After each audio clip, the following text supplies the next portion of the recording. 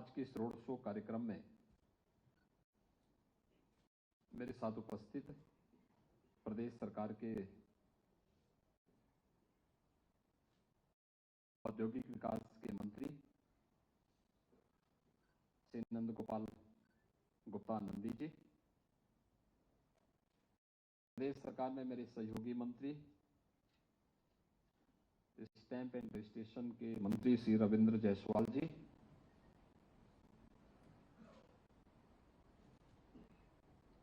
प्रदेश सरकार में हमारे सभी वरिष्ठ अधिकारीगण, एडवाइजर के रूप में Shivnish Awasthi ji, additional chief secretary और आईआईडीसी श्री अरविंद कुमार जी, हमारे additional chief secretary finance Shri Prashant Trivedi ji, principal secretary Shri Mukesh Meshram ji, CII के चेयरमैन श्री संजीव बजाज जी,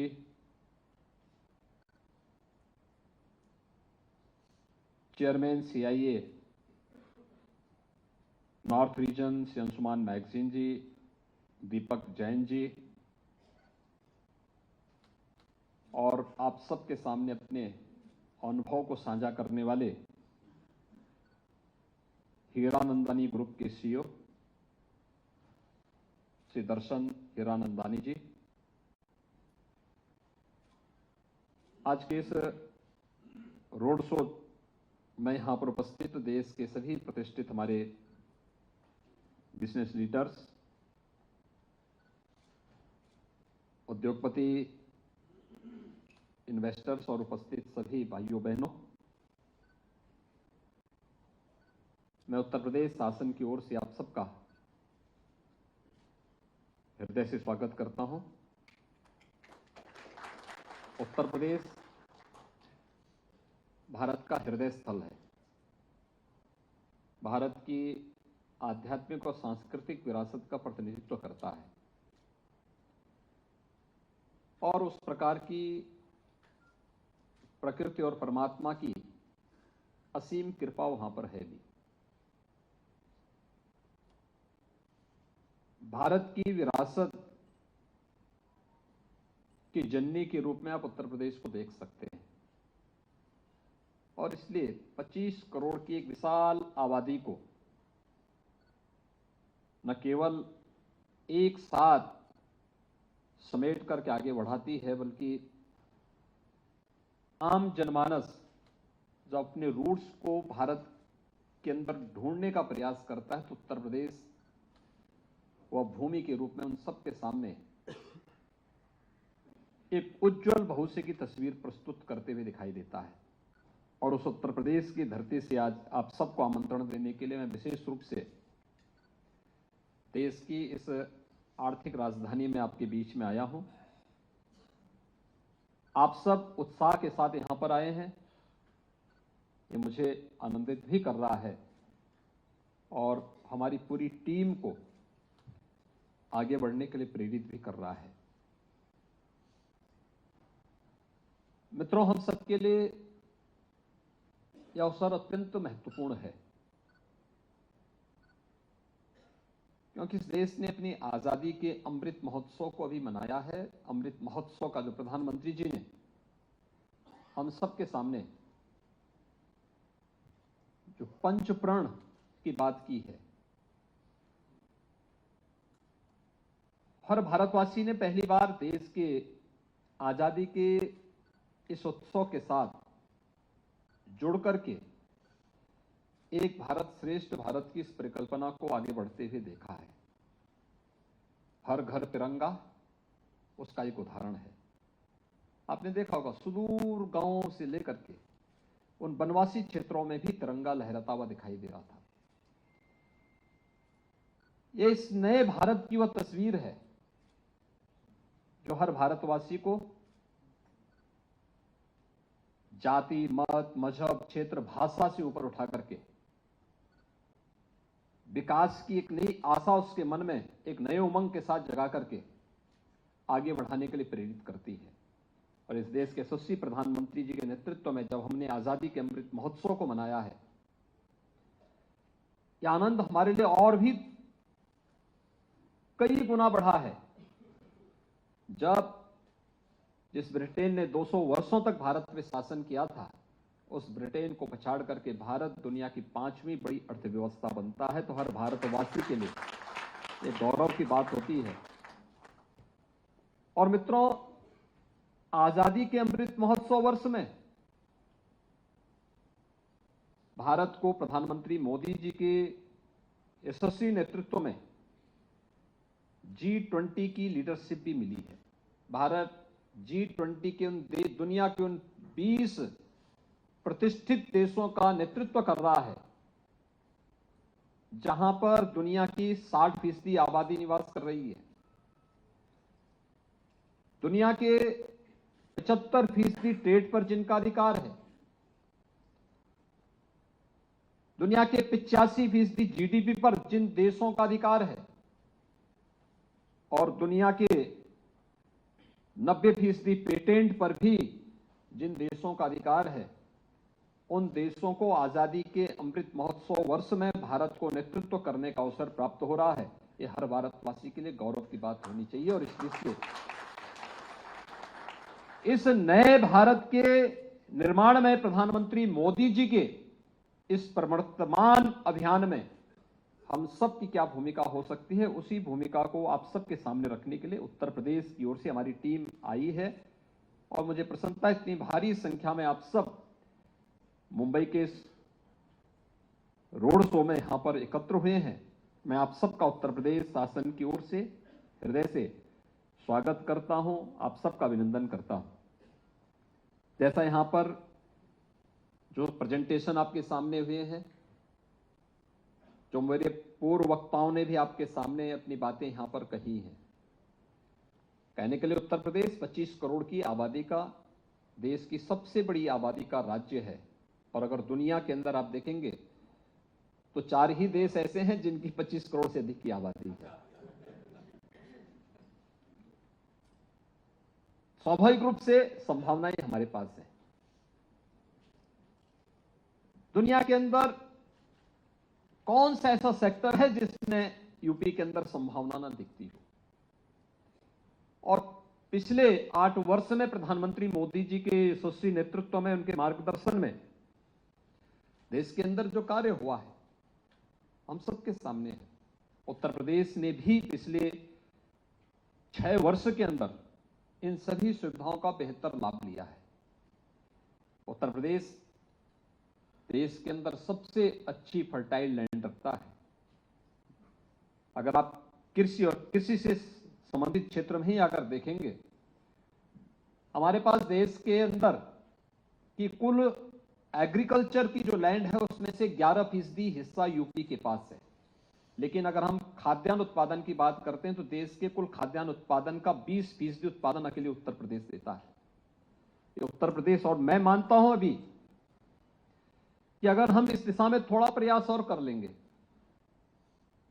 तो जितनी अभी तक हमारा खाद्यान्न उत्पादन है, इसमें 3 गुना वृद्धि करने की सामर्थ्य भी उत्तर प्रदेश रखता है। और यह उत्तर प्रदेश के अंदर हम लोग वर्तमान में कर रहे हैं। उत्तर प्रदेश फूड प्रोसेसिंग का एक बहुत बड़ा हब बन सकता है। प्रचुर जल संसाधन हमारे पास है। दुनिया की सबसे अच्छी उर्वरा भूमि हमारे पास है। डेयरी सेक्टर में अनंत संभावनाएं उत्तर प्रदेश के अंदर है। उत्तर प्रदेश ने कानून व्यवस्था कैसे होनी चाहिए, 2017 के पहले या उससे पहले भी आपको अनुभव मिला होगा, देखे होंगे आप लोग। हर दूसरे तीसरे दिन एक दंगा होता था। 2017 से 2022 के बीच में यूपी में कोई दंगा नहीं हुआ, एक भी दंगा न होना। कहीं भी कोई सुरक्षा में सेंध लगाने की बात तो बहुत दूर है, कोई उधर सोच भी नहीं सकता है। आज ये स्थिति उत्तर प्रदेश के अंदर है। हर व्यक्ति वहां पर पूरी निश्चिंतता के साथ निवेश कर सकता। बेहतर कानून व्यवस्था की स्थिति, लैंड बैंक, लोगों को प्रयास करना होता है। हमारे यहां एंटी भूमाफिया टास्क फोर्स है, उसने भूमाफियाओं से 64,000 हेक्टेयर लैंड उनके कब्जे से मुक्त करा करके अपने कब्जे में ली, और इसमें हम लोगों ने तेजी के साथ निवेश के कार्यक्रम को आगे बढ़ाना प्रारंभ किया।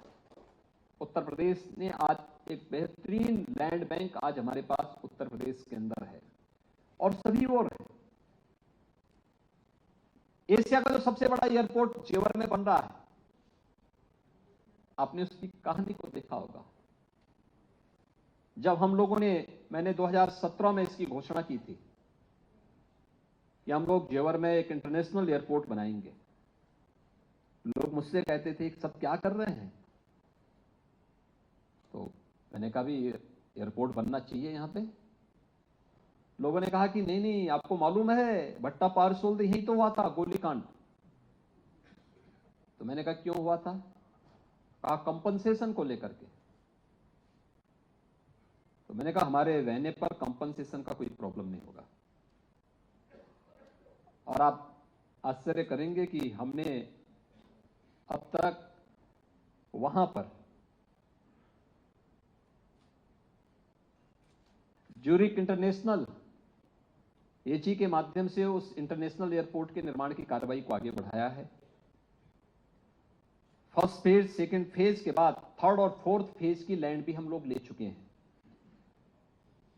एक भी विवाद नहीं हुआ है, और जितने भी किसान हैं उन सब ने दुगने रेट पर, 4 गुना नहीं, दुगने रेट पर जमीन मुख्यमंत्री आवास पे आकर के मुझे रजिस्ट्री के कागज सौंप करके कहा कि हमारे यहां ये निवेश होना चाहिए। एक कॉमन मैन का सरकार पर क्या विश्वास है, इसका उदाहरण ये वही क्षेत्र है जहां पर पिछली सरकारों के समय में गोलीकांड होते थे, बड़े बड़े आंदोलन होते थे। पूरी दुनिया कोरोना महामारी को झेल रही है, कोरोना के सामने पस्त थी। कोरोना में यूपी की एक भी इंडस्ट्री बंद नहीं हुई। हमने वहां पर सरकार की ओर से भी इंडस्ट्री को भी हमने प्रोत्साहित किया। जहां पे इंडस्ट्री को हमें लगता था कि उसे परेशानी है, उनके पास इतने संसाधन नहीं होंगे, या हो सकता है उनके सामने और भी कुछ बात होगी, हमने स्टेट गवर्नमेंट की ओर से और सेंट्रल गवर्नमेंट की ओर से हम लोगों ने मिलकर के कोविड केयर सेंटर या कोविड हेल्प डेस्क के बनाने में भी योगदान दिया। हमने वहां पे चिकित्सकों की टीम भेजी, पैरामेडिक्स की टीम भेजी, हमारे टेक्नीशियंस वहां गए, उनका सपोर्ट किए। वहां पर हम लोगों ने उनको ट्रेन किया, लेकिन इंडस्ट्री बंद नहीं होनी थी, सप्लाई चेन बंद नहीं होनी थी, एक्सपोर्ट को हमने थमने नहीं दिया। परिणाम रहा, कोरोना जैसी महामारी ने हमारी गति को थाम नहीं पाया था, और उत्तर प्रदेश के अंदर कोविड प्रबंधन का एक बेहतरीन मॉडल भी हम लोग देने में सफल हुए। ये सभी कार्यक्रम हम लोग जहां आगे बढ़ा रहे हैं, हम सब जानते हैं औद्योगिक निवेश के लिए जो सबसे अच्छा बेस चाहिए वह एमएसएमई का एक क्लस्टर। यूपी के पास आज के दिन पर 96 लाख एमएसएमई की यूनिट है, ये रजिस्टर्ड हैं, और इसने यूपी के अंदर जो अनंत संभावनाओं को आगे बढ़ाया है। 1 डिस्ट्रिक्ट 1 प्रोडक्ट की उत्तर प्रदेश शासन की वह अभियान, जिसने अपने परंपरागत उद्यम को प्रोत्साहित करने के लिए उसकी अच्छी डिजाइन हो,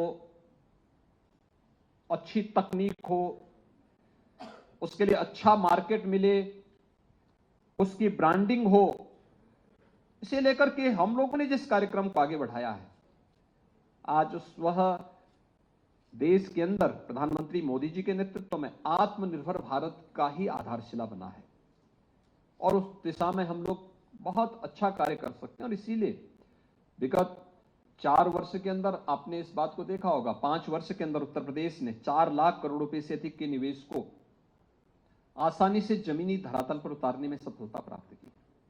मुझे लगता है कहीं नहीं हुआ होगा कि अगर एमओयू हमारे पास 4,68,000 करोड़ रुपए के हुए थे और उनमें से 4 लाख करोड़ को हम लोग जमीनी धरातल पर उतार रहे हैं। यह उत्तर प्रदेश के अंदर ही हुआ है। कोविड-19 जैसी महामारी के बावजूद हुआ है। और मैं इसलिए आज आप सबको आमंत्रित करने के लिए आया हूं। उत्तर प्रदेश ने अपनी 25 सेक्टोरियल पॉलिसीज बनाई है। औद्योगिक निवेश के लिए जिस प्रकार का वातावरण चाहिए, बेहतर कनेक्टिविटी, हमारे पास जितने भी हमारे प्रदेश के अंदर इंटर स्टेट कनेक्टिविटी, नेपाल से हमारी सीमा मिलती है लगभग 550 किलोमीटर की। बिहार, झारखंड, थोड़ा सा छत्तीसगढ़ में, मध्य प्रदेश, राजस्थान, हरियाणा, उत्तराखंड और दिल्ली, ये उत्तर प्रदेश की सीमा इन राज्यों से और नेपाल अपने पड़ोसी मित्र देश से भी मिलती है। ये सभी कनेक्टिविटी हमारी आज के दिन पे 4 लेन की है।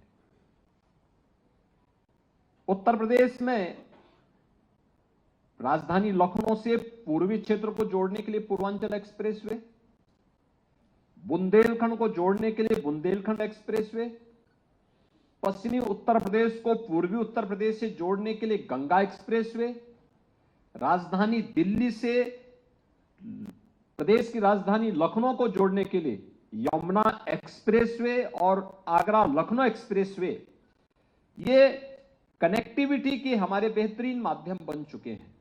हर डिस्ट्रिक्ट हेडक्वार्टर को हम लोगों ने 4 लेन की कनेक्टिविटी के साथ जोड़ा है।